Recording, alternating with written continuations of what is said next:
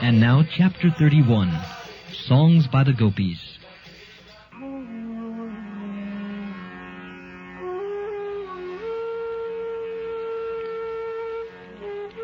One gopi said, "My dear Krishna, ever since you took your birth in this land of Vrajabhumi, everything appears to be glorious.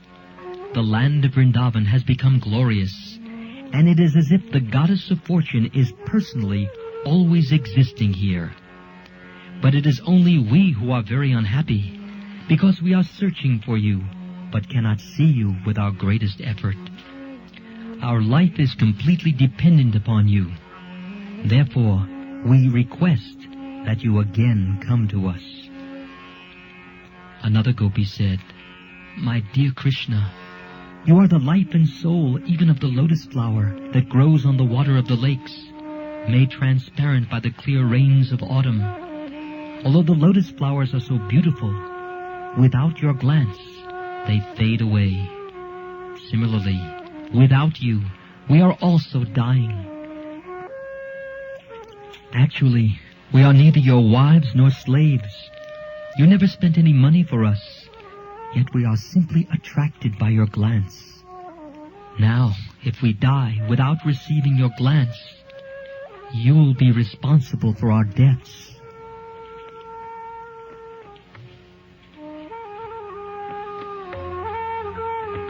Certainly the killing of women is a great sin, and if you do not come to see us and we die, you will suffer the reactions of sin. So please come see us. Do not think that one can be killed only by certain weapons. We are being killed by your absence. You should consider how you are responsible for killing women.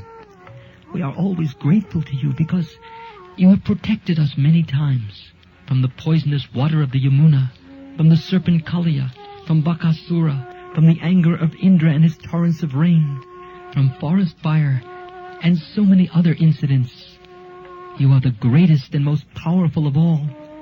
It is wonderful for you to protect us from so many dangers, but we are surprised that you are neglecting us at this moment. Dear Krishna, dear friend, we know very well that you are not actually the son of Mother Yashoda or the cowherd man Nanda Maharaj. You are the supreme personality of Godhead and the supersoul of all living entities. You have, out of your own causeless mercy, appeared in this world, requested by Lord Brahma for the protection of the world. It is by your kindness only that you have appeared in the dynasty of Yadu. Oh, best in the dynasty of Yadu, if anyone afraid of this materialistic way of life takes shelter at your lotus feet, you never deny him protection. Your movements are sweet, and you are independent, touching the goddess of fortune with one hand, and in the other bearing a lotus flower. That is your extraordinary feature.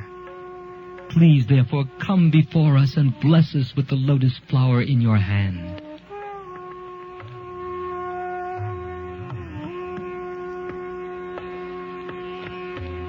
Dear Krishna, you are the killer of all the fears of the inhabitants of Vrindavan. You are the supremely powerful hero, and we know that you can kill the unnecessary pride of your devotee, as well as the pride of women like us, simply by your beautiful smile. We are simply your maidservants and slaves. Please, therefore, accept us by showing us your lotus-like beautiful face. Dear Krishna, actually we have become very lusty, having been touched by your lotus feet.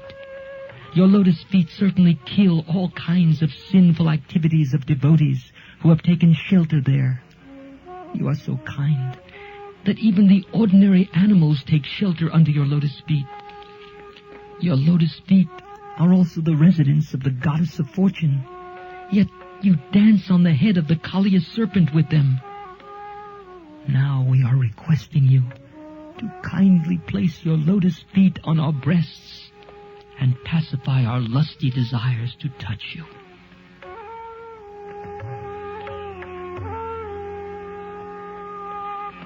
Lord, your attractive eyes, like the lotus, are so nice and pleasing.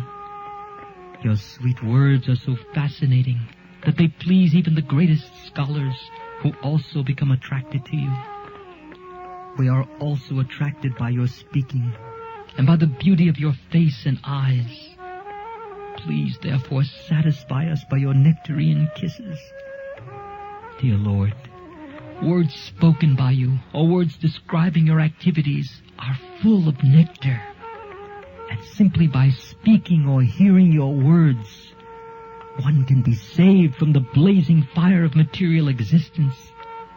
Great demigods like Lord Brahma and Lord Shiva are always engaged in chanting the glories of your words. They do so to eradicate the sinful activities of all living entities in the material world. If one simply tries to hear your transcendental words, he can very quickly be elevated to the platform of pious activities. For the Vaishnavas, your words give transcendental pleasure, and saintly persons who are engaged in distributing your transcendental message all over the world are first-class charitable persons. This was confirmed by Rupa Goswami also, when he addressed Lord Chaitanya as the most munificent incarnation, because Lord Chaitanya distributed the words of Krishna and love of Krishna free of charge all over the world.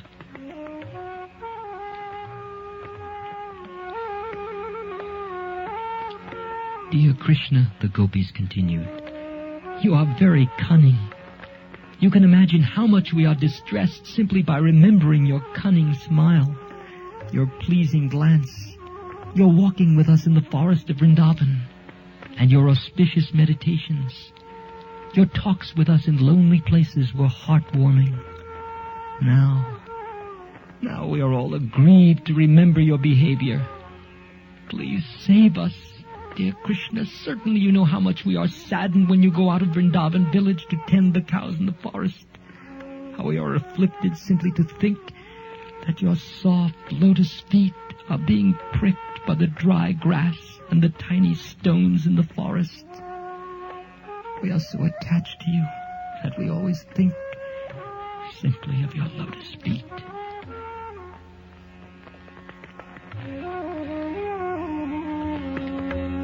Oh, Krishna, when you return from the pasturing ground with the animals, we see your face covered by your curly hair and dusted by the hoof dust of the cows. We see your mildly smiling face, and our desire to enjoy you increases. Oh, dear Krishna, you are the supreme lover, and you always give shelter to surrendered souls. You fulfill everyone's desire. Your lotus feet are worshipped even by Lord Brahma, the creator of the universe. To whomever worships your lotus feet, you, without a doubt, always bestow your benedictions. So kindly be pleased with us, and keep your lotus feet on our breasts, and thus relieve our present distresses. Dear Krishna, we are seeking your kisses, which you offer even to your flute. The vibration of your flute enchants the whole world, and our hearts also. Kindly, therefore, return and kiss us with your mouth of nectar.